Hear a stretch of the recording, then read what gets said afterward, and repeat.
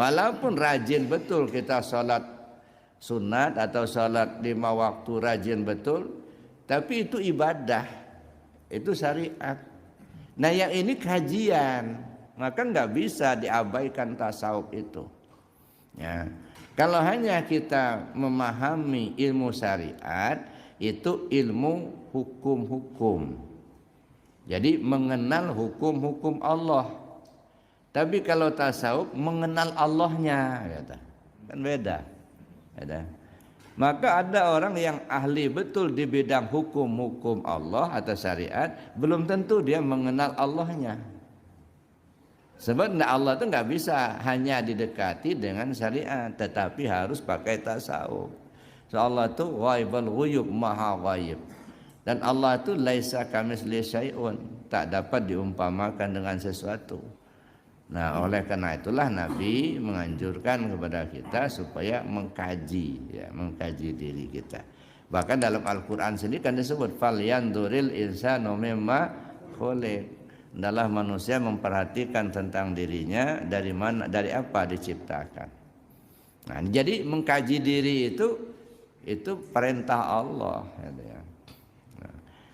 Tafakkaru fi khalqillah wa la tafakkaru fi zatihi, kata Nabi. Pikirkan ciptaan Allah, jangan pikirkan zatnya. Kenapa? Tidak mungkin akal kita akan bisa menjangkau. Nah, oleh karena itulah untuk mengenal Allah itu kita perlu mengkaji ciptaannya. Ciptaan Allah itu banyak sekali. Maka ulama tasawuf membagi yang namanya ciptaan Allah itu kan alam. Alam itu apa? Selain Allah itu alam. Ya. Alam itu masih wallah. Selain Allah itu alam. Surga, neraka, aras, kursi, bumi, langit, bulan, bintang, manusia, jin, binatang, itu alam semua itu. Nah, jadi kalau Bapak Ibu mau kembali ke surga itu kembali ke alam.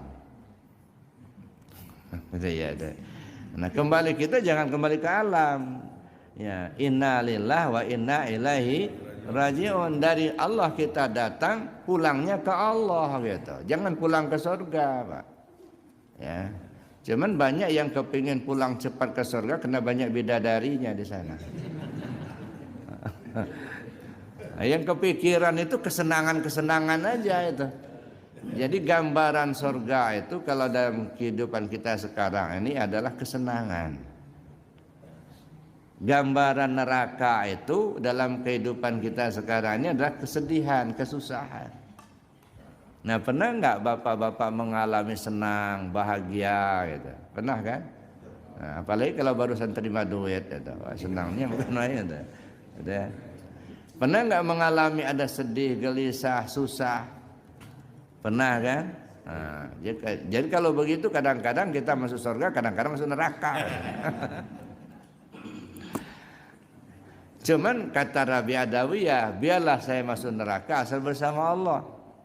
Artinya apa? Kalau kita terjemahkan dalam bahasa kehidupan, tidak ada manusia yang tidak punya masalah, Pak. Ketika ada masalah itu berarti kita masuk neraka. Tapi kalau bersama Allah, tenang kita menghadapi masalah itu. Jadi tidak ada yang tidak punya masalah. Tapi kalau bersama Allah, insya Allah tenang.